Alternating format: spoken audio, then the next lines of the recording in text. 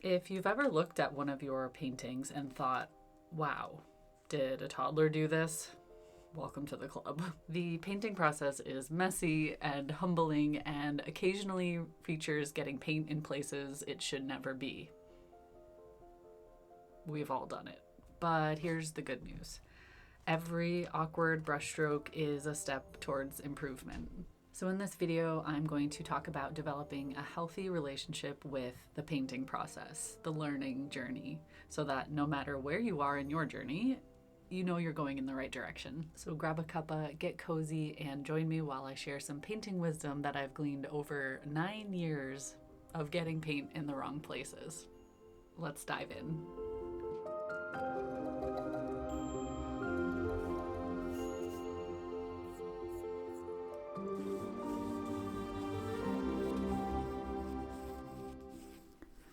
Now I'm going to assume you're here because you already follow me, or maybe the YouTube algorithm thought you could use a little pep talk, because that's kind of what this is.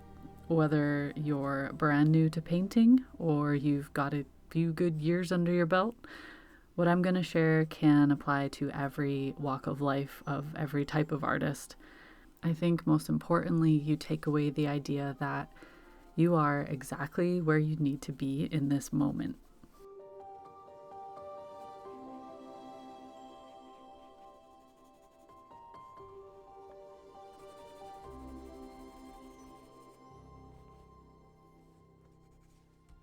When I first started painting seriously, it was like someone lit a fire under me.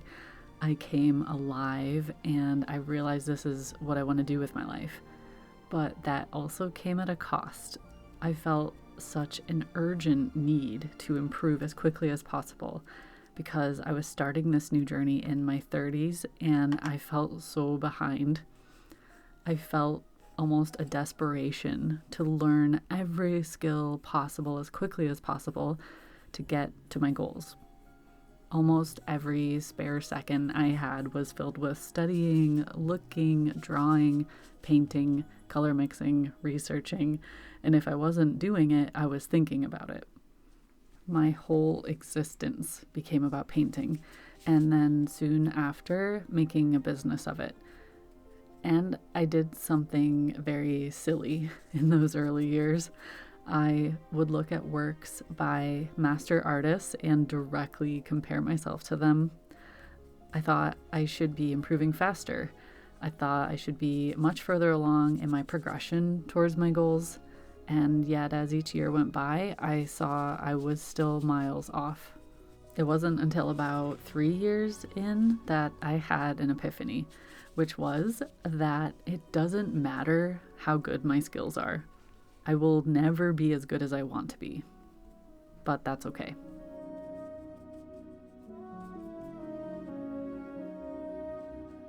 As soon as I realized that, the game changed. Suddenly, it wasn't about feeling frustrated or annoyed that I couldn't paint how I wanted to paint. It was about knowing I'd have this lifelong companion in my artwork, in the act of studying. It was about knowing I'd never, ever feel bored again for the rest of my life. It sounds a little extreme, but claiming this title of student for life truly freed me. With that title, I felt free to paint whatever I wanted with joy, instead of strictly sticking to a set of rules that I thought would get me to a destination quickly. It allowed me to see my journey as a way of being, not just a means to an end.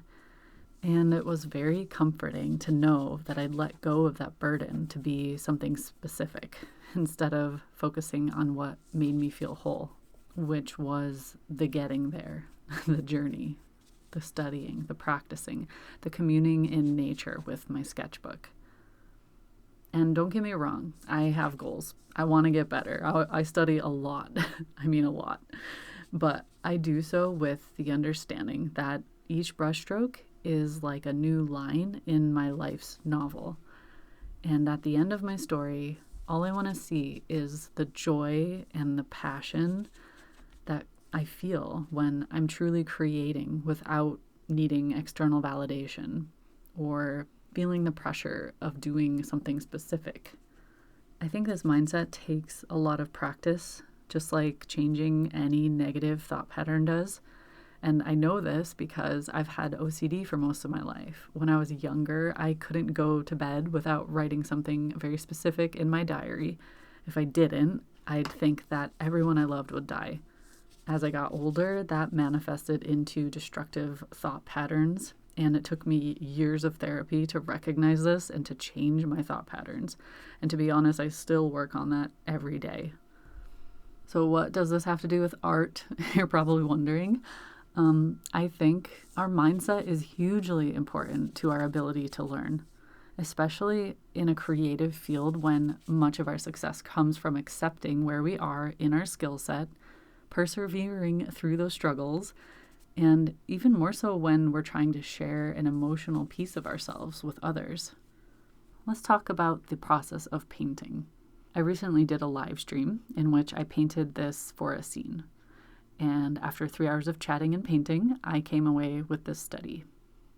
And during the stream, I was thinking about how different the painting process is when I'm streaming versus doing a focused study session where I'm kind of alone in my own world. First of all, there's a big difference between technical skills and conceptual skills. And I'm not a brain scientist, but I wouldn't be surprised if these two are completely different areas of the mind.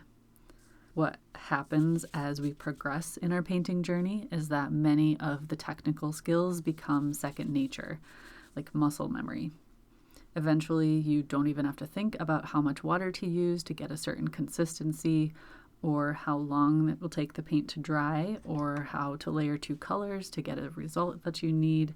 These are all skills completely based on trial and error, repetition, and of course paying attention along the way. It happens very naturally over years, and you can develop a very deep understanding of your medium without much instruction, simply by using it a lot. And then there's the other side, the conceptual side, the side that requires more thought, the active side of painting. The side that deals with color theory, composition, scale, proportion, design. During my stream, I talked about some of my art goals, like what I'm trying to achieve in my work, and one of which is to become better at utilizing gray. I explained how I have to actively think about mixing gray every single time I mix. To keep my painting harmonized, I can't mix each shade independently. So I developed a habit of mixing all of my colors in the same place on my palette, pulling from old mixes, from grays, browns, and this partially came from painting outside with very small kits that don't really offer a lot of mixing space. So mixing on top of the same pile naturally leads to more muted color, and figuring out how to utilize that gray in my painting is another challenge, especially when my mind naturally leans towards oversaturating each mix. And this is one of the reasons I think painting can be so mentally exhausting. It's a direct result of this active thinking process, starting with the design, considering how each subtle mix affects the overall value structure, and even how each hue and brush texture will either pull the attention of the viewer or allow the eye to rest. The thousands of micro decisions we make during a painting, both subconscious and conscious, leaves me mentally drained after a couple of hours. But it's a good exhaustion, similar to the feeling I get when I'm studying any subject, really. Tapping into each part of my mind in different ways and somehow making something interesting on the paper is incredibly fun and rewarding. Some of the biggest differences between my live stream study and this one is that during the live stream, I was painting slowly and stopping to chat a lot. That resulted in my paint drying between almost every brushstroke. It's a strategy I don't normally use. From the very beginning of that painting, I was dealing with lots of dry brush effects, and it felt like that resulted in almost a feathery effect. Whereas in my focused study session, I was working quickly between brushstrokes and layers, not really letting it dry fully, and I was working a little thicker and a little wetter.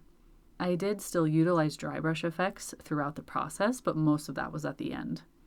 Another thing I noticed is that in my live stream study, I used a lot more brush strokes overall, especially small overlapping brush strokes, whereas in my second version, I used bigger, bolder brush strokes. This is especially noticeable if you look at the differences in the background layer and in the details on the big trees.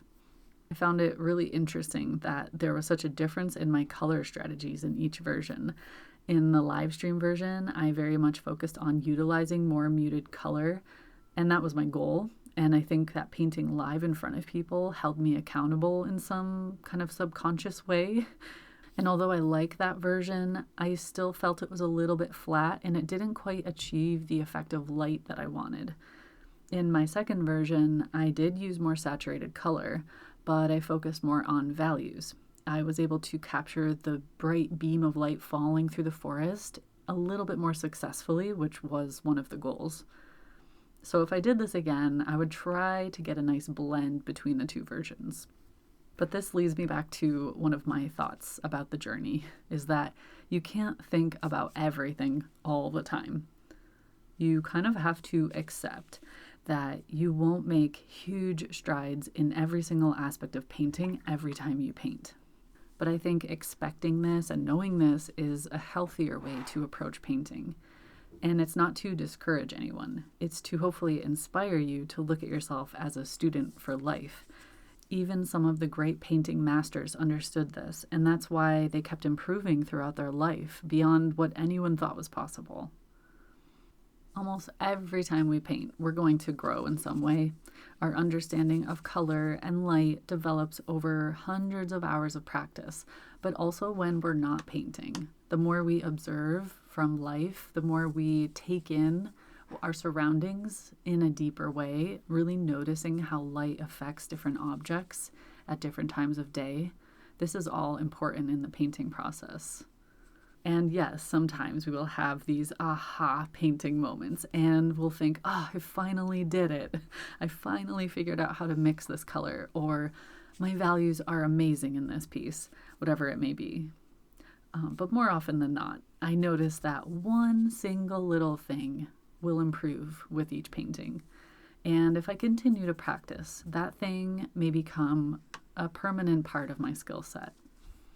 And this leads me to my final thought, which is that one of the single most important skills you can develop is to learn how to critique yourself. You can do this by joining online critique groups or finding an art mentor in your local community art center. But what I do is ask myself 3 simple questions every single time I draw or paint. Number 1, what do I like about this piece? Is it the use of color, the design, the feeling it evokes?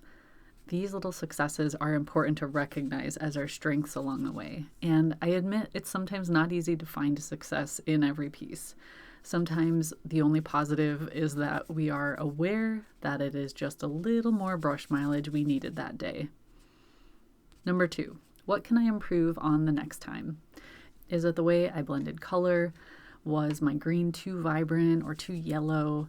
Pinpoint just one single thing to improve on, and then paint it again, and keep that at the forefront of your mind as you paint. Number 3, how would so-and-so do it?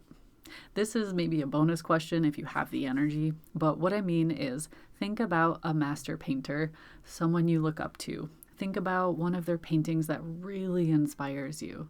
Ask yourself, what colors did they use in their sky? Do their brushstrokes stand out, or is everything blended smoothly? Do they have areas of intense contrast, or is the whole thing more subtle? The point isn't to compare your skills to them. Let me repeat that. The point is not to compare your skills to them, or even to replicate how someone else paints. But these questions help us understand what to think about in our own work as we go. Learning what makes a painting beautiful in our own eyes is just as important as painting. I call it aesthetic awareness, and this will change over time. What you think is beautiful and amazing right now could be completely different in a few months or a year. Our sensitivity to beauty grows the more we observe, and it also evolves with our own skills over time.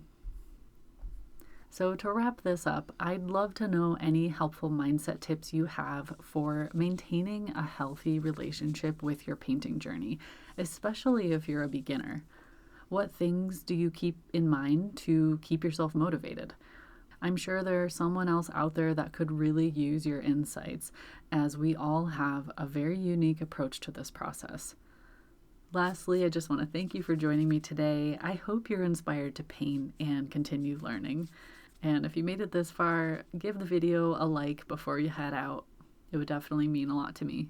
All right, thank you everyone, and I'll see you next time. Take care.